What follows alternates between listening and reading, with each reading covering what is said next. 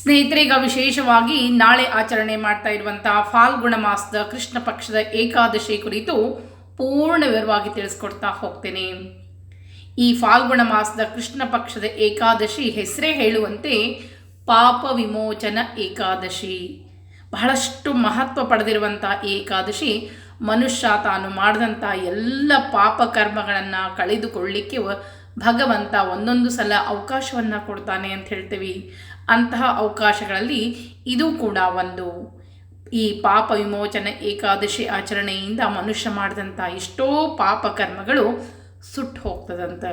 ಅದಕ್ಕಾಗಿ ನಾಳೆ ಏನೇನು ವಿಶೇಷತೆ ಅದ, ಅದರ ಒಂದು ಸುಂದರವಾದ ಕಥೆ ಅದ, ಕಥೆಯನ್ನು ಸಹ ನಿಮಗೆ ತಿಳಿಸ್ಕೊಡ್ತಾ ಹೋಗ್ತೇನೆ. ಅದರಲ್ಲಿ ನಾಳೆ ವಿಶೇಷವಾಗಿ ರವಿವಾರ ದಿವಸ ಶ್ರವಣ ನಕ್ಷತ್ರ ಪರಿಗ ಯೋಗದಲ್ಲಿ ನಾವು ಈ ಏಕಾದಶಿ ಆಚರಣೆಯನ್ನು ಮಾಡ್ತಾ ಇದ್ದೇವೆ. ಏಕಾದಶಿ ಶ್ರವಣ ನಕ್ಷತ್ರದಲ್ಲಿ ಬಂದರೆ ಅತ್ಯಂತ ಶ್ರೇಷ್ಠ ಅಂಥೇಳಿ ನಾಳೆ ದಿವಸ ನಿಮಗೆ ಯಾವ ಏಕಾದಶಿ ಮಾಡಲಿಕ್ಕೆ ಆಗದೇ ಇದ್ದರೂ ಈ ಪಾಪ ವಿಮೋಚನೆ ಏಕಾದಶಿಯಿಂದ ನೀವು ಮಾಡಿದಂಥ ಎಷ್ಟೋ ಕರ್ಮಗಳು ಅಂದರೆ ತಿಳಿಯದೋ ಮಾಡಿದಂಥ ಕೆಟ್ಟ ಕರ್ಮಗಳೆಲ್ಲವೂ ಕಳೆದು ಹೋಗ್ತದೆ. ಅಕಸ್ಮಾತ್ ನಿಮಗೆ ನಾಳೆ ಏಕಾದಶಿ ಮಾಡಲಿಕ್ಕೆ ಆಗದೇ ಇದ್ದರೆ ಸಹ ಅಕ್ಕಿಯನ್ನು ಊಟ ಮಾಡಬೇಡ್ರಿ. ಅಕ್ಕಿ ದೋಸೆ ತಿನ್ನೋದಾಗಲಿ, ಅಕ್ಕಿ ಅನ್ನವನ್ನು ಉಣ್ಣೋದಾಗಲಿ ಅದನ್ನಾದರೂ ಪಾಲಿಸ್ರಿ. ನಾಳೆ ದಿವಸ ಈ ಪಾಪ ವಿಮೋಚನೆ ಏಕಾದಶಿ ದಿವಸ ಅನ್ನವನ್ನು ಊಟ ಮಾಡಿದರೆ ಬಹಳಷ್ಟು ಪಾಪವನ್ನು ಹೊಟ್ಟೆಯೊಳಗೆ ಹಾಕ್ಕೊಂಡಂಗೆ ಆಗ್ತದೆ. ಅದಕ್ಕಾಗಿ ನಾಳೆ ದಿವಸ ಅನ್ನವನ್ನು, ಅಕ್ಕಿಯಿಂದ ಮಾಡಿದಂಥ ಪದಾರ್ಥಗಳನ್ನಾದರೂ ತ್ಯಜಿಸ್ರಿ ಅಂತ ಹೇಳ್ತೇನೆ. ಯಾಕಂದರೆ ಎಷ್ಟೋ ಜನರಿಗೆ ಉಪವಾಸ ಮಾಡಲಿಕ್ಕೆ ಆಗಂಗಿಲ್ಲ ಅಂತ ಹೇಳ್ತೀರಿ. ಉಪವಾಸ ಮಾಡದೇ ಇದ್ದರೂ ಉಪ್ಪಿಟ್ಟು ಏನಾದರೂ ತಿಂದು ಈ ರೀತಿಯಾಗಿ ಇರ್ಬೋದು, ಚಪಾತಿಯನ್ನು ತಿನ್ನಿರಿ. ಆದರೆ ಅನ್ನವನ್ನು ಊಟ ಮಾಡೋದ್ರಿಂದ ಬಹಳಷ್ಟು ಸಂಕಷ್ಟಕ್ಕೆ ಒಳಗಾಗ್ತೀರಿ ಅಂಥೇಳಿ. ಇನ್ನು ಈ ಏಕಾದಶಿ ಪ್ರತಿಯೊಂದು ಏಕಾದಶಿಗೂ ತನ್ನದೇ ಆದ ಮಹತ್ವ ಇರುವ ಹಾಗೆ ಈ ಏಕಾದಶಿಗೂ ವಿಶೇಷವಾಗಿರುವಂಥ ಮಹತ್ವದ ಅದನ್ನು ಸಾಕ್ಷಾತ್ ಶ್ರೀ ಕೃಷ್ಣದೇವರು ಯುಧಿಷ್ಠರನಿಗೆ ತಿಳಿಸ್ಕೊಡ್ತಾ ಇದ್ದಾರೆ. ಕಥೆಯನ್ನು ಹೇಳ್ತೀನಿ ಕೇಳ್ರಿ. ಯುಧಿಷ್ಠರ ಕೇಳ್ತಾ ಇದ್ದಾನೆ, ಈ ಭೂಮಿ ಮೇಲಿದ್ದಂಥ ಜನರು ತಿಳಿಯದೋ ಪಾಪಗಳನ್ನು ಮಾಡ್ತಾರೆ. ಆ ಪಾಪಗಳನ್ನೆಲ್ಲ ಸರಳವಾಗಿ ಕಳೆದುಕೊಳ್ಳುವಂಥ ಯಾವುದಾದ್ರೂ ವೃತ ಇದ್ದರೆ ಹೇಳು ಅಂತಂದಾಗ ಆಗ ಶ್ರೀಕೃಷ್ಣ ದೇವರು ಹೇಳ್ತಾ ಇದ್ದಾರೆ, ಕೇಳು ಯುಧಿಷ್ಠಿರ, ಲೋಮೇಶ ಮಹರ್ಷಿಗಳು ಮಾಂಧಾತ ರಾಜನಿಗೆ ಯಾವ ರೀತಿ ಹೇಳಿದರು ಅದನ್ನೇ ನಾನಿವತ್ತು ಆ ವೃತ್ತಾಂತವನ್ನು ತಿಳಿಸ್ಕೊಡ್ತಾ ಇದ್ದೇನೆ. ಹಿಂದೆ ಚೈತ್ರರಥ ಅನ್ನುವಂಥ ಒಂದು ಸುಂದರವಾದ ಅರಣ್ಯ ಇತ್ತು. ಅದು ಎಷ್ಟು ಸುಂದರವಾಗಿತ್ತು ಅಂದರೆ ಅಲ್ಲಿ ನಾನಾ ಥರದ ಪಕ್ಷಿಗಳು, ಪ್ರಾಣಿಗಳು ಕೂಡ ಸಹಬಾಳ್ವೆಯನ್ನು ನಡೆಸ್ತಾ ಇದ್ವು. ನಾನಾ ಥರದ ಸುಂದರವಾದ ಹೂಗಳಿಂದ ಆ ವನ ಅಲಂಕಾರಗೊಂಡಿತ್ತು. ಈ ರೀತಿಯಾಗಿರುವಂಥ ಆ ಸುಂದರ ವನವನ್ನು ನೋಡಲಿಕ್ಕೆ ದೇವಲೋಕದಿಂದ ಸಹ ಎಲ್ಲರೂ ಬರ್ತಿರ್ತಾರೆ. ಹೀಗಿರಬೇಕಾದ್ರೆ ಒಂದು ಸಲ ಇಂದ್ರದೇವರು ಕೂಡ ಆ ಒಂದು ಅರಣ್ಯವನ್ನು ನೋಡಬೇಕು ಅಂತ ಹೇಳಿ ಬರ್ತಾನೆ. ಬಂದಂಥ ಸಂದರ್ಭದಲ್ಲಿ ಚವನ ಮಹರ್ಷಿಗಳ ಪುತ್ರನಾದಂಥ ಮೇಧಾವಿ ಅನ್ನುವ ಸುಂದರವಾಗಿರುವಂಥ ಯುವಕ ಅಲ್ಲಿ ತಪಸ್ಸನ್ನು ಆಚರಣೆ ಮಾಡ್ತಿರ್ತಾನೆ. ಎಷ್ಟೊಂದು ಘೋರವಾದ ತಪಸ್ಸನ್ನು ಆಚರಣೆ ಮಾಡ್ತಾ ಇರ್ತಾನಂದರೆ ಅದನ್ನು ನೋಡಿ ಇಂದ್ರನಿಗೂ ಕೂಡ ಹೆದರಿಕೆ ಆಗಿಬಿಡ್ತದೆ. ಎಲ್ಲಿ ಈತ ತನ್ನ ಸ್ಥಾನವನ್ನು ಕಿತ್ಕೊಳ್ತಾನೋ ಅನ್ನುವ ಹೆದರಿಕೆಯಿಂದ ಆತನ ತಪಸ್ಸನ್ನು ಹೆಂಗಾದರೂ ಮಾಡಿ ನಾನು ಕೆಡಿಸ್ಬೇಕು ಅಂಥೇಳಿ ಅಪ್ಸರೆಯರನ್ನು ಎಲ್ಲರನ್ನ ಬಿಡ್ತಾನೆ. ಆತನ ಸುತ್ತಲೂ ಅವರು ನೃತ್ಯವನ್ನು ಮಾಡಲಿಕ್ಕೆ ಶುರು ಮಾಡ್ತಾರೆ. ಅತ್ಯಂತ ಸುಂದರವಾಗಿರುವಂಥ ಎಲ್ಲ ಅಪ್ಸರೆಯರು ಹಗಲು ರಾತ್ರಿ ಕೂಡ ಅವರ ನೃತ್ಯವನ್ನು ಮಾಡಿದರೂ ಸಹ ಆತ ಅವರ ಹತ್ರ ಕಣ್ಣೆತ್ತಿಯೂ ಸಹ ನೋಡುವುದಿಲ್ಲ. ಕೊನೆಗೆ ಇಂದ್ರ ಏನು ಮಾಡ್ತಾನ, ಮೇಧಾವಿ ತಪಸ್ಸನ್ನು ಹೇಗಾದರೂ ಮಾಡಿ ನಾನು ಕೆಡಿಸಲೇಬೇಕು ಅಂಥೇಳಿ ಮಂಜು ಘೋಷ ಅನ್ನುವ ಒಬ್ಬ ಸುಂದರಿ ಇರ್ತಾಳೆ. ಆಕೆ ಸುಂದರಿ ಅಪ್ಸರೆಯರಿಗಿಂತಲೂ ಅಪಾರವಾಗಿರುವಂಥ ಸುಂದರಿ. ಆಕೆ ಹೆಸರು ಮಂಜು ಘೋಷ ಅಂಥೇಳಿ. ಆಕೆಗೆ ಹೇಗಾದರೂ ಮಾಡಿ ನೀನು ಈ ಒಂದು ಮೇಧಾವಿಯ ಒಂದು ತಪಸ್ಸನ್ನು ನೀನು ಕೆಡಿಸಲೇಬೇಕು ಅಂಥೇಳಿ. ಆಗ ಮಂಜು ಘೋಷಿಗೆ ಬಹಳಷ್ಟು ಯೋಚನೆ ಆಗಿಬಿಡ್ತದೆ. ಎಲ್ಲಿ ಕಾರ್ಯ ನನ್ನಿಂದ ಯಶಸ್ವಿ ಆಗದೇ ಇದ್ದರೆ ಇಂದ್ರನಿಂದ ನಾನು ಶಾಪವನ್ನು ಪಡಿಬೇಕಾಗ್ತದೆ, ಏನು ಮಾಡಬೇಕು ಅಂತ ಯೋಚನೆ ಮಾಡ್ತಾ ಇರುವಂಥ ಸಂದರ್ಭದಲ್ಲಿ ಕಾಮದೇವರು ಆಕೆಗೆ ಸಹಾಯವನ್ನು ಮಾಡ್ತಾರೆ. ನಾನು ನಿನಗೆ ನಿನ್ನ ಹುಬ್ಬಿನಲ್ಲಿ ಸೇರಿಕೊಳ್ತೇನೆ, ನಿನ್ನ ಕಣ್ಣ ನೋಟದಿಂದ ಆ ಬಾಣವನ್ನು ಆತನ ಮೇಲೆ ಬಿಡು, ಆಗ ಆತನಿಗೆ ಪ್ರೀತಿ ಹುಟ್ಟದ ಅಂಥೇಳಿ. ಈ ರೀತಿಯಾಗಿ ಕಾಮದೇವನಿಂದ ಸಹಾಯ ಪಡೆದಂಥ ಮಂಜು ಘೋಷಳು ಅಲ್ಲಿ ಹೋಗಿ ಮೇಧಾವಿ ತಪಸ್ಸನ್ನು ಭಂಗಗೊಳಿಸ್ತಾಳೆ. ಈಕೆಯ ಒಂದು ಪ್ರೇಮ ಪಾಶದಲ್ಲಿ ಸಿಲಕೆಗೊಂಡಂಥ ಮೇಧಾವಿ ಆಕೆಯೊಂದಿಗೆ ಎಷ್ಟೋ ದಿನಗಳ ಕಾಲ ಜೊತೆಯಾಗಿ ಇದ್ದುಬಿಡ್ತಾನೆ. ಎಷ್ಟೋ ದಿನಗಳ ಕಳೆದ ಮೇಲೆ ಮಂಜು ಘೋಷಳು ಒಂದು ದಿವಸ ಹೇಳ್ತಾಳೆ, ನಾ ಬಂದಂಥ ಕಾರ್ಯ ಆಯಿತು, ಬಂದು ಭೂಮಿ ಮೇಲೆ ಬಂದು ನಾನು ಎಷ್ಟೋ ದಿನಗಳಾಯಿತು, ನಾನು ಹೊರಡ್ತೇನೆ ಅಂತ ಹೇಳಿ. ಆಗ ಆತ ಹೇಳ್ತಾನೆ, ಇನ್ನೂ ಸ್ವಲ್ಪ ದಿವಸ ನನ್ನ ಜೊತೆ ಇರು. ಇದೇ ರೀತಿಯಾಗಿ ಎಷ್ಟೋ ದಿನಗಳನ್ನು ಆಕೆ ಜೊತೆ ಇರ್ತಿರ್ತಾನೆ. ಹೀಗೆ ಎಷ್ಟೋ ಒಂದು ಸಮಯ ಆದಮೇಲೆ ಆಕೆ ಮತ್ತೆ ಹೇಳ್ತಾಳೆ, ನಾ ಬಂದದ್ದೇ ನಿನ್ನ ಒಂದು ತಪಸ್ಸನ್ನು ಭಂಗಗೊಳಿಸ್ಲಿಕ್ಕೆ, ಅದಕ್ಕಾಗಿ ಈಗ ಬಂದ ಕಾರ್ಯ ಆಯಿತು, ಎಷ್ಟೋ ವರ್ಷಗಳು ನಾನು ನಿನ್ನ ಜೊತೆ ಇದ್ದೆ, ಇನ್ನು ನಾನು ಇರಲಿಕ್ಕೆ ಸಾಧ್ಯ ಇಲ್ಲ, ನಾನು ಹೊರಡ್ತೀನಿ ಅನ್ನುವಷ್ಟರಲ್ಲಿ ಆತನಿಗೆ ಜ್ಞಾನೋದಯ ಆಗಿಬಿಡ್ತದೆ. ಮೇಧಾವಿಗೆ ನಾನು ತಪ್ಪು ಮಾಡಿದೆ ಅಂಥೇಳಿ. ಆಗ ನನ್ನ ತಪಸ್ಸನ್ನು ನೀನು ಭಂಗ ಮಾಡಿದ್ದಕ್ಕಾಗಿ ನೀನು ಪಿಶಾಚಿ ರೂಪವನ್ನು ತಾಳು ಅಂಥೇಳಿ ಆಕೆಗೆ ಶಾಪವನ್ನು ಕೊಟ್ಟು ಆತ ತನ್ನ ತಂದೆಯ ಬಳಿಗೆ ಚವನ ಋಷಿ ಮಹರ್ಷಿ ಹತ್ರ ಬರ್ತಾನೆ. ಚವನ ಋಷಿಗೆ ಇದೆಲ್ಲವೂ ಅರ್ಥ ಆಗಿಬಿಡ್ತದೆ. ಮಗನ ಕಳೆ ಕುಂದಿದ ಮುಖವನ್ನು ನೋಡ್ತಾರೆ. ಯಾಕಂದರೆ ತಪಶಕ್ತಿ ಇದ್ದಾಗ ಒಂದು ವ್ಯಕ್ತಿಯ ಮುಖದಲ್ಲಿ ಬಹಳಷ್ಟು ಕಳೆ ಇರ್ತದೆ. ಆ ಕಳೆಯನ್ನು ಕಳೆದುಕೊಂಡಂಥ ಕುಂದಿದ ಮುಖವನ್ನು ನೋಡಿದಂಥ ತಂದೆಗೆ ಆತನ ದುಃಖ ಅರ್ಥ ಆಗ್ತದೆ.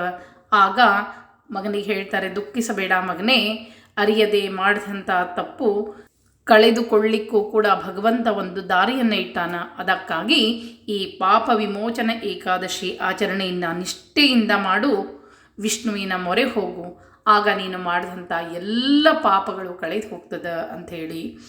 ಆಗ ತಂದೆಯ ಮಾತಿನಂತೆ ಫಾಲ್ಗುಣ ಮಾಸದಲ್ಲಿ ಬರುವಂಥ ಈ ಏಕಾದಶಿ ಪಾಪ ವಿಮೋಚನ ಏಕಾದಶಿಯನ್ನು ಅತ್ಯಂತ ನಿಷ್ಠೆಯಿಂದ ಮಾಡಿ ತನ್ನೆಲ್ಲ ಪಾಪವನ್ನು ಕಳೆದುಕೊಳ್ತಾನೆ. ಅಷ್ಟೇ ಅಲ್ಲ, ಪಿಶಾಚಿ ರೂಪದಲ್ಲಿದ್ದುವಂಥ ಮಂಜು ಘೋಷಳಿಗೂ ಕೂಡ ಈ ಏಕಾದಶಿ ಆಚರಣೆಯನ್ನು ಆಕೆಯಿಂದ ಮಾಡಿಸಿ ಆಕೆಯ ಪಾಪವನ್ನು ಕೂಡ ಕಳೀತದೆ. ಮುಂದೆ ಅವರು ತಮ್ಮ ದಾರಿಯನ್ನು ಹಿಡಿತಾರೆ.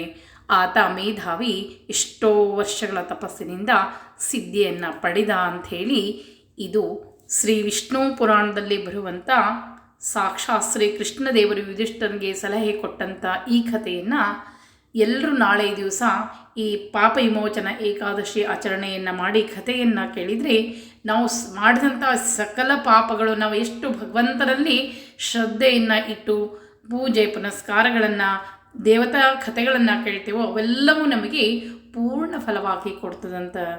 ನಾಳೆ ಆಚರಣೆ ಮಾಡ್ತಾ ಇರುವಂಥ ಈ ಏಕಾದಶಿಗೆ ಯಾವ ಸಮಯದಲ್ಲಿ ಪೂಜೆಯನ್ನು ಮಾಡಬೇಕು, ಸಂಕಲ್ಪ ಏನು ಮಾಡಬೇಕು ಹೇಳ್ತೀನಿ ಕೇಳ್ರಿ. ಮೊದಲು ನಾಳೆ ವಿಶೇಷತೆ ಏನು ಪಂಚಾಂಗವನ್ನು ಒಂದ್ಸಲ ಅಧ್ಯಯನ ಮಾಡಬೇಡ. ವಿಶ್ವಾವಸನಾಮ ಸಂವತ್ಸರೆ ಉತ್ತರಾಯಣೆ ಶಿಶ್ರುತೌ ಫಾಲ್ಗುಣ ಮಾಸೆ ಕೃಷ್ಣ ಪಕ್ಷೆ ಏಕಾದಶ್ಯಾತಿಥೌ ರವಿವಾಸರೆ ಶ್ರವಣ ನಕ್ಷತ್ರೆ ಪರೀಗಯೋಗೆ ಬಾಲವಕರ್ಣೆ ಚಂದ್ರ ಮಕರ ರಾಶಿಯಲ್ಲಿ ಸ್ಥಿತನಿದ್ದಾನೆ. ಇನ್ನು ಪೂಜಾ ಸಮಯವನ್ನು ಹೇಳ್ತೀನಿ, ನೋಟ್ ಮಾಡಿ ಇಟ್ಕೊಳ್ರಿ. ಬ್ರಾಹ್ಮಿ ಮುಹೂರ್ತ ಬೇಕು ಅಂತ ಹೇಳೋರಿಗೆ ನಾಳೆ 4:40 5 ಗಂಟೆ 27 ನಿಮಿಷ ಇದು ಬ್ರಾಹ್ಮಿ ಮುಹೂರ್ತ, ಬ್ರಹ್ಮ ಮುಹೂರ್ತ ಅಂತ ಹೇಳ್ತೀವಿ. ಎರಡನೇ ಮುಹೂರ್ತ 6:15 6:40 ನಾವು ಪೂಜೆಯನ್ನು ಮಾಡಬಹುದು. ಇನ್ನು ಅಷ್ಟು ಬೇಗ ಆಗೋದಿಲ್ಲ ಅನ್ನೋರಿಗೆ 8:20 10 ಗಂಟೆವರೆಗೆ ಮಾಡ್ಬೋದು. ಈ ರೀತಿಯಾಗಿ ನಾಳೆ ಪೂಜಾ ಸಮಯವನ್ನು ಹೇಳಿದೆ. ನಂತರ ಈಗ ನಾಳೆ ಬೆಳಗ್ಗೆ ಬೇಗ ಎದ್ದು ಸ್ನಾನವನ್ನು ಮಾಡಿಕೊಂಡು ನಿತ್ಯ ಕರ್ಮಗಳನ್ನೆಲ್ಲ ಮುಗಿಸ್ಕೊಂಡು ಯಾವ ರೀತಿ ನಾನು ಒಂದು ಕಟ್ಟೆಯ ಮೇಲೆ ರಂಗವಲ್ಲಿಯನ್ನೆಲ್ಲ ಹಾಕ್ಕೊಂಡು ನಿಮ್ಮ ಮನೆಯಲ್ಲಿ ಕೃಷ್ಣಮೂರ್ತಿ ಇದ್ದರೆ ಕೃಷ್ಣಮೂರ್ತಿ ಇಟ್ಟು ಪೂಜೆಯನ್ನು ಮಾಡಿರಿ. ಇಲ್ಲ ಅಂತ ಅನ್ನೋದಾದರೆ ವಿಷ್ಣುವಿನ ಯಾವುದೇ ಅವತಾರದ ಫೋಟೋ ಇಟ್ಟು ಪೂಜೆಯನ್ನು ಸಂಕಲ್ಪಪೂರ್ವಕವಾಗಿ ಮಾಡಬೇಕು. ಸಂಕಲ್ಪ ಏನು ಮಾಡಬೇಕು ಹೇಳ್ತೀನಿ. ದಶಮಿ ದಿವಸ ಏಕಭುಕ್ತ ಅಂತ ಹೇಳ್ತೀವಿ, ಅಂದರೆ ಒಂದೇ ಊಟ ಇರ್ತದೆ. ಮಧ್ಯಾಹ್ನ ಊಟ ಮಾಡಿ ರಾತ್ರಿ ಏನಾದರೂ ತಿಂಡಿಯನ್ನು ತಿನ್ಬೋದು. ದ್ವಾದಶಿ ಕೂಡ ಅದೇ ರೀತಿಯಾಗಿ ಬೆಳಗ್ಗೆ ಊಟ ಇರ್ತದೆ, ರಾತ್ರಿ ಏನಾದರೂ ತಿಂಡಿಯನ್ನು ತಿನ್ಬೋದು. ಸಾಯಂಕಾಲ ದಶಮಿ ದಿವಸ ಸಾಯಂಕಾಲ ಸಮಯದಲ್ಲಿ ದೀಪವನ್ನು ಹಚ್ಚಬೇಕಾದ್ರೆ ದಶಮಿ ದಿವಸ ಪ್ರಾಪ್ತಿ ವ್ರತಸ್ಥೋಹಂ ಜನಾರ್ದನ ತ್ರಿದಿನಂ ದೇವದೇವೇಶ ನಿರ್ವಿಘ್ನಂ ಕುರು ಕೇಶವ ಅಂಥೇಳಿ ನಾನು ಮಾಡ್ತಾ ಇರುವಂಥ ಈ 3 ದಿನಗಳ ವ್ರತಕ್ಕೆ ಯಾವುದೇ ಅಡ್ಡಿ ಆತಂಕಗಳು ಬರಬಾರ್ದು. ಆಹಾರದ ವಾಸನೆ ನನ್ನ ಹತ್ರ ಬರಬಾರ್ದು. ಏಕಾದಶಿ ಉಪವಾಸವನ್ನು ನಾನು ಮಾಡ್ತಾ ಇದ್ದೇನೆ. ಅದಕ್ಕೆ ಬೆಳಿಗ್ಗೆ ಬೇಗ ಎದ್ದು ಬಂದು ಏಕಾದಶಿ ದಿವಸ ಭಗವಂತನಲ್ಲಿ ಪ್ರಾರ್ಥನೆಯನ್ನು ಮಾಡಿಕೊಳ್ಬೇಕು. ಏಕಾದಶಾಂ ನಿರಾಹಾರ ಸ್ಥಿತ್ವಾ ಹನಿ ಪರೆಹಂ ಮೋಕ್ಷಾಮೇ ಪುಂಡರೀಕಾಕ್ಷ ಶರಣಮ್ಮೆ ಭವಾಚ್ಯುತ ಅಂಥೇಳಿ. ಅಚ್ಯುತ ಅಂದರೆ ಭಗವಂತನಿಗೆ ಈ ಏಕಾದಶಿ ವ್ರತವನ್ನು ನಾನು ಈ ರೀತಿಯಾಗಿ, ಅಂದರೆ ನೀವು ಉಪವಾಸ ಯಾವ ರೀತಿ ಮಾಡ್ತೀರಿ, ಹಾಲು ಹಣ್ಣು ತೆಗೆದುಕೊಂಡು ಮಾಡ್ತೀರೋ, ಶರ್ಬತ್ ಕುಡಿದು ಮಾಡ್ತೀರೋ, ನಿರಾಹಾರ ಮಾಡ್ತಿರೋ, ನಿಮ್ಮ ಮನಸ್ಸಿನಲ್ಲಿ ಯಾವ ರೀತಿ ಏಕಾದಶಿ ಆಚರಣೆಯನ್ನು ಮಾಡಬೇಕು ಅಂತದ ಅದನ್ನು ಭಗವಂತನಲ್ಲಿ ಹೇಳ್ಕೊಳ್ಬೇಕು. ಈ ರೀತಿಯಾಗಿ ಏಕಾದಶಿ ಆಚರಣೆಯನ್ನು ಮಾಡ್ತಾ ಇದ್ದೇನೆ, ನನ್ನಲ್ಲಿ ಆಹಾರದ ವಾಸನೆಯನ್ನು ಹುಟ್ಟಿಸ್ಬೇಡ, ತಿನ್ನಬೇಕು ಅನ್ನೋ ಒಂದು ಆಸೆ ಬಾರದೇ ಇರಲಿ ಅಂಥೇಳಿ ಭಗವಂತನಲ್ಲಿ ಪ್ರಾರ್ಥನೆಯನ್ನು ಮಾಡಿಕೊಂಡು ಏಕಾದಶಿಯನ್ನು ಉಪವಾಸವನ್ನು ಯಥಾ ಪ್ರಕಾರ ನಿಮಗೆ ಯಾವ ರೀತಿ ಆಗುತ್ತೋ ಆ ರೀತಿ ಉಪವಾಸವನ್ನು ಮಾಡ್ಬೋದು. ಅದಾದಮೇಲೆ ದ್ವಾದಶಿ ದಿವಸ ಏಕಭುಕ್ತ, ಅದು ಕೂಡ ಒಂದೇ ಊಟ, ಬೆಳಗ್ಗೆ ಬೇಗ ಎದ್ದು ನೈವೇದ್ಯವನ್ನು ಮಾಡಿ ತೀರ್ಥ ಪ್ರಸಾದ ಸ್ವೀಕಾರ ಮಾಡಿ ಊಟವನ್ನು ಮಾಡಿ ಮುಗಿದು ರಾತ್ರಿ ಏನಾದರೂ ತಿಂಡಿಯನ್ನು ತಿನ್ಬೋದು. ದ್ವಾದಶಿ ದಿವಸ ಕೈಯನ್ನು ಮುಗಿದು ಭಗವಂತನಲ್ಲಿ ಏಕಾದಶಿ ಉಪವಾಸೇನ ದ್ವಾದಶಿ ಪಾರಣೇ ಚ ಯದಾರ್ಚಿತಮ್ಮಯ ಪುಣ್ಯಂ ತೇನ ಪ್ರೀಣಾತು ಕೇಶವ. ಈ 3 ದಿವಸ ಉಪವಾಸ ಏನು ನಂತರ ದ್ವಾದಶಿ ದಿವಸ ಭಗವಂತನಿಗೆ ನೈವೇದ್ಯವನ್ನು ಮಾಡ್ತಿರಲ್ಲ, ಅದರಿಂದ ಭಗವಂತ ನೀನು ಪ್ರೀತನಾಗು, ನಾನು ಮಾಡಿದಂಥ ಈ ಕರ್ಮಗಳೆಲ್ಲವೂ ಕಳೆದು ನನ್ನಲ್ಲಿ ಪ್ರಸನ್ನನಾಗು ಅಂತ ಬೇಡ್ಕೊಂಡ್ರೆ 3 ದಿವಸದ ಈ ಒಂದು ವ್ರತ ಮುಗಿತದೆ. ಈ ರೀತಿಯಾಗಿ ಏಕಾದಶಿ ದಿವಸ ವಿಶೇಷವಾಗಿ ಭಗವಂತನ ಪೂಜೆಗೆ ಒಂದು ಸಂಕಲ್ಪ ಇರ್ತದೆ, ಹೇಳ್ತೇನೆ. ಮೊದಲು ಪೂಜೆಯ ಸಂಕಲ್ಪವನ್ನು ಮಾಡಬೇಕು. ಏವಂ ಗುಣ ವಿಶಿಷ್ಟಾಯಾಂ ಶ್ವದಿತೋ ಅಸ್ಮಾಕಂ ಸಹ ಕುಟುಂಬಾನಾಂ ಕ್ಷೇಮ ಸ್ಥೈರ್ಯ ವಿಜಯ ಅಭಯ ಆಯು ಆರೋಗ್ಯ ಐಶ್ವರ್ಯ ಅಭಿವೃದ್ಧ್ಯರ್ಥಂ ಧರ್ಮಾರ್ಥ ಕಾಮ ಮೋಕ್ಷ ಚತುರ್ವಿಧ ಫಲ ಪುರುಷಾರ್ಥ ಸಿದ್ಧ್ಯರ್ಥಂ ಪುತ್ರಪೌತ್ರ ಅಭಿವೃದ್ಧ್ಯರ್ಥಂ ಇಷ್ಟಕಾಮ್ಯಾರ್ಥ ಸಿದ್ಧ್ಯರ್ಥಂ ಮನೋವಾಂಚಾ ಫಲ ಸಿದ್ಧ್ಯರ್ಥಂ ಸಮಸ್ತ ದುರಿತೋಪಶಾಂತ್ಯರ್ಥಂ ಸಮಸ್ತ ಮಂಗಳವಾಪ್ತ್ಯರ್ಥಂ ಶ್ರೀ ಲಕ್ಷ್ಮೀ ಸಹಿತ ವಿಷ್ಣು ದೇವತಾಮುದ್ದೇಶ್ಯ ಯಥಾಶಕ್ತಿ ಯಥಾ ಜ್ಞಾನೇನ ಏಕಾದಶಿ ನಿಮಿತ್ಯ ಶ್ರೀ ಲಕ್ಷ್ಮೀ ಸಹಿತ ವಿಷ್ಣು ದೇವತಾ ಪ್ರೀತ್ಯರ್ಥಂ ಷೋಡಶೋಪಚಾರ ಪೂಜಾಂ ಕರಿಷ್ಯೆ. ಅದೋ ನಿರ್ವಿಘ್ನತಾ ಸಿದ್ಧ್ಯರ್ಥಂ ಶ್ರೀಮನ್ಮಹಾಗಣಪತಿ ಸ್ಮರಣಂಚ ಕರಿಷ್ಯೆ. ಮೊದಲು ಗಣಪತಿ ಸ್ಮರಣೆಯನ್ನು ಮಾಡಿಕೊಂಡು ನಂತರ ಪೂಜೆಯನ್ನು ಶುರು ಮಾಡಬೇಕು. ಲಕ್ಷ್ಮೀ ಸಹಿತ ವಿಷ್ಣು ಸ್ಮರಣೆಯನ್ನು ಮಾಡ್ತಾ ಆಹ್ವಾನ ಮಾಡ್ಕೊಳ್ಬೇಕು, ಆಸನ ಮಾಡ್ಕೊಳ್ಬೇಕು.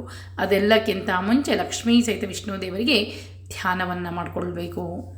ಶಾಂತಾಕಾರಂ ಭುಜಗಶಯನಂ ಪದ್ಮನಾಭಂ ಸುರೇಶಂ ವಿಶ್ವಾಧಾರಂ ಗಗನಸದೃಶಂ ಮೇಘವರ್ಣಂ ಶುಭಾಂಗಂ ಲಕ್ಷ್ಮೀಕಾಂತಂ ಕಮಲನಯನಂ ಯೋಗಿಭಿರ್ಧ್ಯಾನಗಮ್ಯಂ ವಂದೇ ವಿಷ್ಣುಂ ಭವವೈರಂ ಸರ್ವಲೋಕೈಕನಾಥಂ ಅಂಥೇಳಿ ಲಕ್ಷ್ಮೀ ಸಹಿತ ವಿಷ್ಣು ದೇವರ ಸ್ಮರಣೆಯನ್ನು ಮಾಡಿಕೊಂಡು ನಂತರ ಪೂಜೆಯನ್ನು ಶುರು ಮಾಡಬೇಕು. ಈ ರೀತಿಯಾಗಿ ಏಕಾದಶಿ ಪಾಪ ವಿಮೋಚನ ಏಕಾದಶಿ ಪೂರ್ಣ ವಿವರವಾಗಿ ತಿಳಿಸ್ಕೊಟ್ಟೇನಿ. ನಾಳೆ ದಿವಸ ಯಥಾಶಕ್ತಿ ಏಕಾದಶಿ ಉಪವಾಸ ಮಾಡಿ ಭಗವಂತನ ಆರಾಧನೆಯನ್ನು ಮಾಡಿರಿ. ನೀವು ಮಾಡಿದಂಥ ಎಷ್ಟೋ ಕರ್ಮಗಳು ಕಳೆದು ಒಳ್ಳೆಯ ಫಲಗಳು ನಿಮ್ಮ ಕೈ ಹಿಡಿತದೆ ಅಂತ ಹೇಳ್ತಾ ಮತ್ತೆ ಮುಂದಿನ ವಿಡಿಯೋದಲ್ಲಿ ಸಿಗ್ತೀನಿ. ನಮಸ್ಕಾರ.